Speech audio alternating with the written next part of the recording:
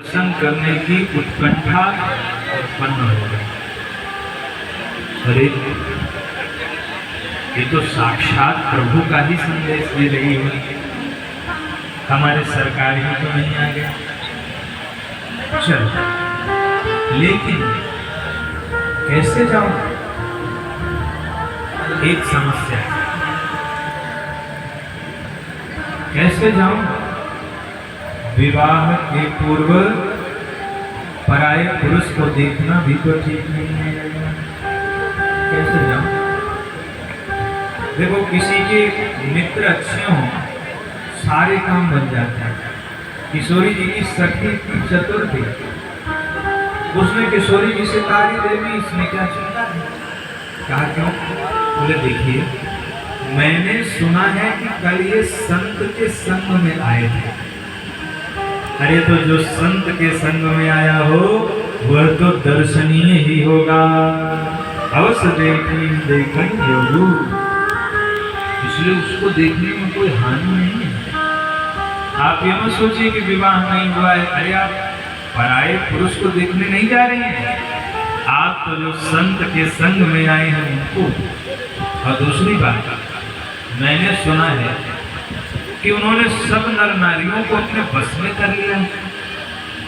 आप इस नगर की राजकुमारी बड़े अभिमान में तने हुए हैं, उनको लगता है वो बड़े सुंदर हैं। सूर नर असुर नाग मुनि सबको जीत लिया है। तो किशोरी जी सबको जीत के जो उनको सौंदर्याभिमान हो गया है उसको दूर करने के लिए तो एक बार आपको जाना ही पड़ेगा। आपको एक बार देख लेंगे तो उनका जो सौंदर्य का अभिमान है वह भी चूर हो जाएगा। जिन निज रूप मोहिनी डारी, कीन्हे सबस नगर नर नारी, जिन्होंने सब नर नारियों को अपने बस में कर लिया है, आप उनको अपना रूप दिखा करके उनको अपने बस में कर लीजिए। ये सुंदर भाव जब उस चतुर सखी ने दिया तो किशोरी जी ने कहा तू ही आगे चल, पीछे मत, आगे चल। उसी को आगे चली अग्र करी प्रिय सखी सोई। अब एक बात बताइए, किशोरी जी ने उस सखी को आगे क्यों किया? निवेदन करो, ये इस सखी को किशोरी जी ने अब गुरु मान लिया, और बिना गुरु को आगे किए भगवान का दर्शन भी करना ठीक नहीं है। इसलिए किशोरी जी उस चतुर सखी को कह रही है तू गुरु बन जा मेरी, अब तू आगे आगे चल, मैं तेरे पीछे पीछे चलूं। तो वो आगे आगे चल रही है, किशोरी जी पीछे। और जब जैसे ही सीता माता चली, इस चौपाई का आनंद लीजिए। कंकण किंकिण नूपुर धुनि सोनी, कंकण किंकिण नूपुर धुनि सोनी। क्या क्या बज रहा है? कंकण किंकिण नूपुर धुनि सोनी, कंकण किंकिण नूपुर धुनि सोनी। कहत लखन सन राम हृदय गुनि, कहत लखन सन राम हृदय गुनि। मानव मदन दुंदुभी दीनी, मानव मदन दुंदुभी दीनी।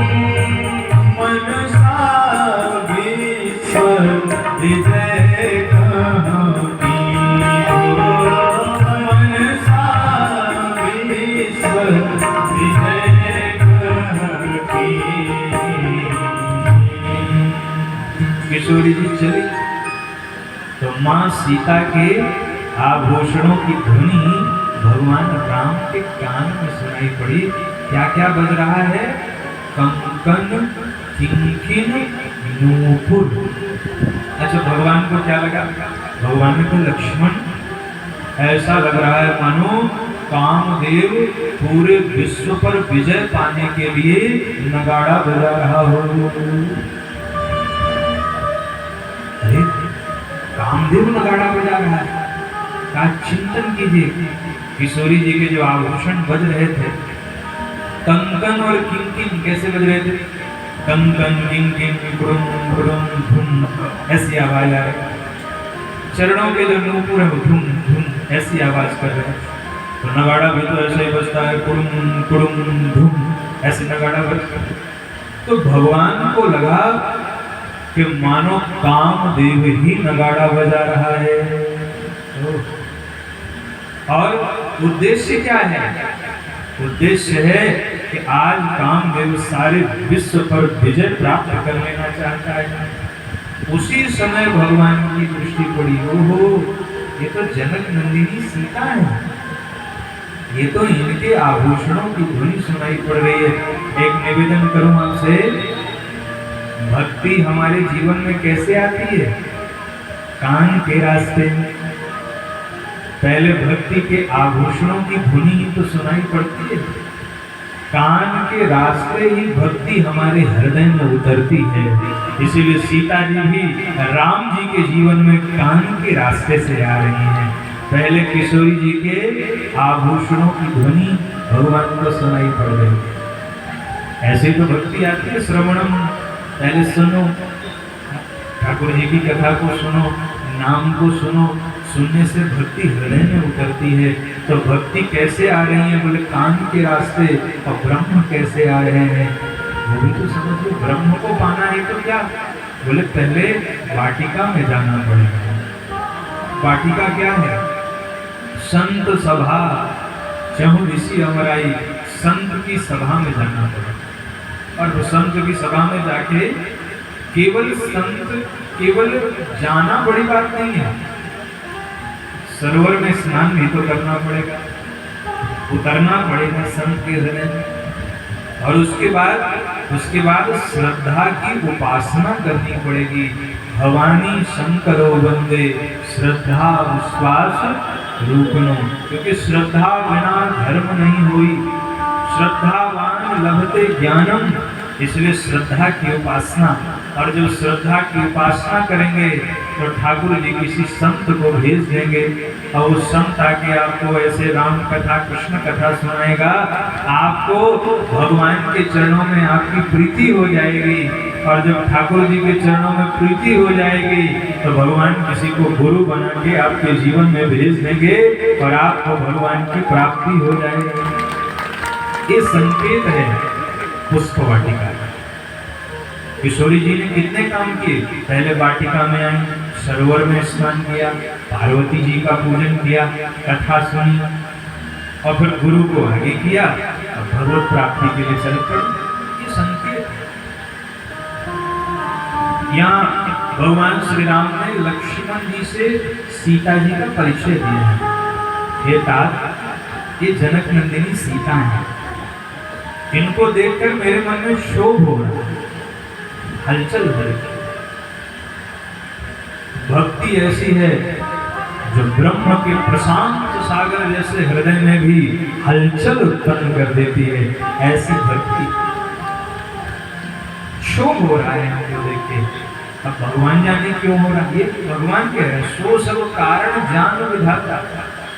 अब भगवान जाने शोभ क्यों हो रहा है, तो हो रहा है। लक्ष्मण जी चुप, भगवान ने वहां कुछ नीति उपदेश दिया। मंगल गणियन जिनके नाय हैं आदि करके उपदेश दिया है कि जो शत्रु को पीठ नहीं दिखाते, पराई स्त्री जिनके मन को आकर्षित नहीं कर पाती, जिनके दरवाजे से कोई याचक खाली हाथ नहीं जाता, ऐसे लोग संसार में बहुत कम हैं। ऐसा भगवान कह रहे हैं, ऐसे लोग संसार में बहुत कम हैं, वे श्रेष्ठ जन हैं, वो कम हैं। भगवान ने समझा। और इधर किशोरी जी आई हैं। अब किशोरी जी ढूंढ रही हैं, कहाँ गए मेरे प्रभु, कहाँ गए मेरे प्रभु, चारों ओर देख रही हैं। और तब तक सखियों ने कहा, वो देखो सीता, वो लताओं के ओट में भगवान रामचंद्र जी खड़े हुए हैं। बोलिए श्याम रामचंद्र भगवान। जैसे ही सीता माता ने देखा, एक टक भगवान को निहारती ही रह गई। और तब तक दोनों भैया लताओं की उस झाड़ी को हटाते हुए सन्मुख आकर के खड़े हो गए। जब सीता माता के सन्मुख भगवान रामचंद्र जी आए तो सीता जी सोच क्या रही हैं? देखिए, सीता माता सोच रही हैं अभी थोड़ी देर में ये चले जाएंगे, तो मैं इनकी इस सुंदर मूर्ति को अपने हृदय में धारण कर लेती हूँ। सीता माता ने उनकी उस श्याम मूर्ति को नेत्र के मार्ग से अपने हृदय में धारण कर लिया। आंख बंद है और सखियां इसे गूढ़ प्रेम को समझ नहीं पा रही हैं। तो एक सखी कहती है, अरे सीता, पार्वती जी का ध्यान तो बाद में भी कर लेना, अभी तो सामने प्रभु रामचंद्र जी खड़े, इनको देख क्यों नहीं रहती हो? तब सीता माता ने नेत्र खोले, सन्मुख दो रघु सिंह निहारे, और जब सामने भगवान को देखा तो मां सीता परवश होने लगी। सखियां आनंद से इस दृश्य को देख रही हैं। वाटिका में आनंद हो रहा है, लेकिन ध्यान रखिएगा ये विदेह की वाटिका है, ये देह की वाटिका नहीं है, ये विदेह की वाटिका है। इसलिए यहाँ कोई किसी से कुछ बोला नहीं, केवल संकेत में, इशारे में ही भगवान ने प्रेम की पराकाष्ठा को यहाँ पर प्राप्त कर लिया। बोल कोई नहीं रहा है, बोल कौन रहे हैं? चातक, कोकिल, हीर, चकोरा, पूजत विहंग, नटक कदमोरा, ये बोल रहे हैं। वाटिका में कोयल बोल रही है, गा रही है, और दोनों जने एक दूसरे को निहार करके परम सुख प्राप्त कर रहे हैं। बोलिए भक्तवत्सल भगवान। आइए एक बार हम लोग भी बड़े भाव से वाटिका के इस भाव में हम लोग भी डूब जाएं।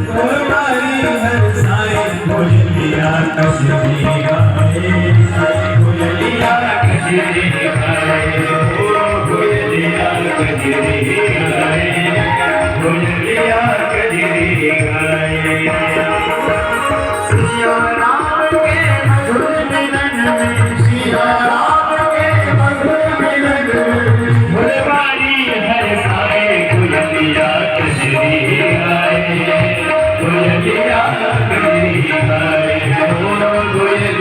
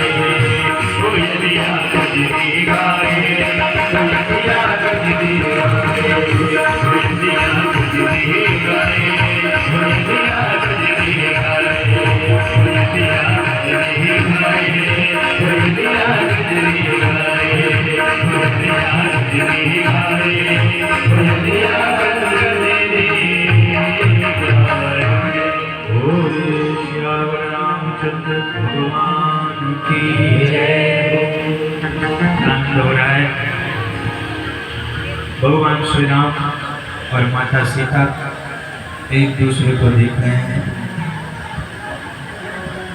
सखियों ने देखा कि सीता माता परवश हो रही हैं।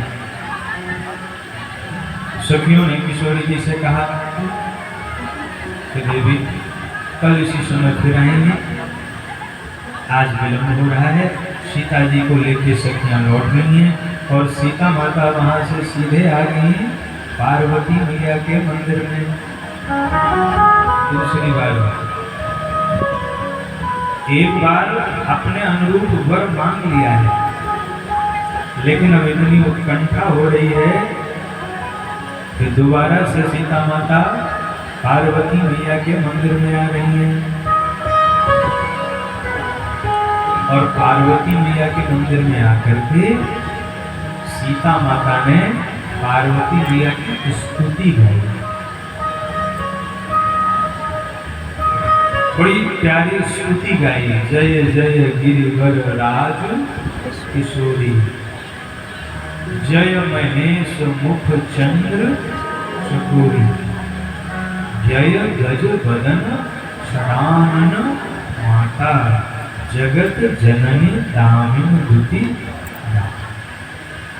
देखिए, किसी भी माताओं की पूजा 3 रूपों में होती है, या तो कन्या के रूप में, पहला कन्या के रूप में, दूसरा पत्नी के रूप में और तीसरा मां के रूप में उनकी पूजा होती है। ये 3 रूप में देवियों की पूजा। हमारे समाज में इन 3 रूपों को पूज्य माना है। अगर वो किसी की कन्या है, अथवा किसी की पत्नी है, अथवा किसी की मां है, इन तीनों रूपों में सीता माता पार्वती मैया की स्तुति कर रही हैं। जय जय गिरिवर राज किशोरी,